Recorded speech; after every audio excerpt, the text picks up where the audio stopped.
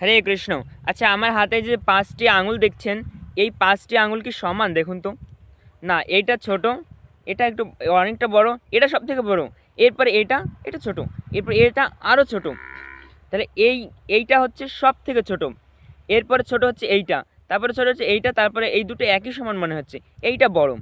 তো আমাদের হাতের 5টি আঙুল সমান নয়, তাহলে আমাদের আশেপাশে যারা 5জন বাস করে বা আমাদের আশেপাশে যারা বাস করে এরা কি সমান হবে? এদের বুদ্ধি আমাদের মতন হবে? সমান হবে না।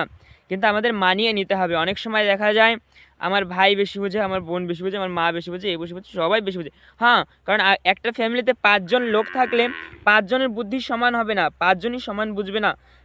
একজন কম বুঝবে, একজন একটু বেশি বুঝবে, আবার অনেকটা বেশি বুঝবে একজন, আবার অনেকটা একটু কম বুঝবে, আর অনেকটা একদম কম বুঝবে। তাই পরিবারে থাকতে হলে ম্যানেজ করতে হবে। মনে করেন আপনি হচ্ছেন এইটা, এবার আপনি জানেন এ বেশি বোঝে, এ আরও বেশি বোঝে, এ বেশি বোঝে, এ আবার